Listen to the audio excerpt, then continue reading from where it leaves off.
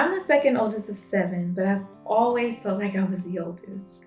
I've always felt like I had to take care of everyone around me because it was so easy for me to do. For most of my life, I thought I was looking out for myself first and then looking out for others. But my responsible, nurturing nature meant that others didn't look out for me. When I registered myself for fourth grade, I thought this was normal until one of the administrators questioned where my parents were and told me I need a guardian to come enroll me. I remember how my heart broke that day. I was just a child, but her response let me know I'd been asked to do something that I shouldn't have. All I could think about was how it'd be disappointing to my mom since I didn't catch her missing signature. I was so used to hearing, "That's what you're supposed to do," instead of, "I'm so proud of you." I was an A and B principal honor roll student in elementary and in gifted and talented classes. I remember hearing my mom bragging on the phone to her friends about how smart I was and never acknowledging it to me.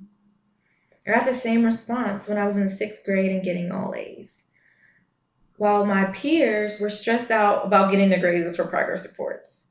And then it dawned on me, my mom didn't acknowledge me whether I got good grades or not, so why keep trying? That was short lived because I had an epiphany that getting good grades was for my future, and I owed it to myself to prepare for it as much as I could. However, I still long for the day that I will make my mom proud. Fast forward to 2011, the last week of my junior year of high school. Out of nowhere, my mom said she wouldn't be taking me to or from school the next year. I remember feeling angry and rebellious, thinking I would just drop out. My mom stopped going to school in the seventh grade and she turned out just fine. But I knew I wanted more for myself and I was just making an impulsive decision. So I decided I would go and live with my maternal grandmother in Texas. Before I left, I wrote my mom a letter expressing the neglect I felt growing up and pleading with her to be more affectionate and expressive to my younger siblings. And I'm happy to say that my letter did make a difference. I saw a change in the way my mom interacted with my siblings. And I'm even happier to say that my mom told me she was proud of me when I graduated high school.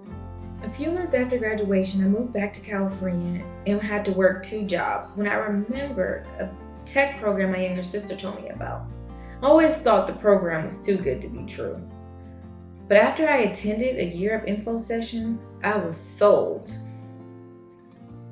But I failed my year of admission interview. I'll never forget what happened next though. The interviewer told me the things that I needed to improve and even offered me interview coaching. I never felt so supported, especially after failing. Just weeks before my 24th birthday and my last chance to get into the program, I passed my interview and began training. I didn't join Year Up to make friends though. I told myself I would attend the program, gain the skills, land a job, and move on with my life. But Year Up has a way of pulling you out of your comfort zone. I remember the first group project I was assigned to. A team member and I did not mesh. We both had strong opposing opinions about the project. After feedback, coaching, and seeing how uncomfortable we made the rest of the team, I learned a valuable lesson of when to step down and when to step up. Building and maintaining good relationships with my team is more important than the layout of a slide on a PowerPoint presentation. One group activity made everyone emotional. It's when we all share our why. A why is, why are you attending Year Up? And it's what you remember when you're about to give up. Most people's why is to be able to provide for their family that have sacrificed so much for them. And my why is similar. My why is to show my mom that her sacrifices were not made in vain and to show my siblings and 9 nieces and nephews a better way of living than as a dropout who is doing just fine.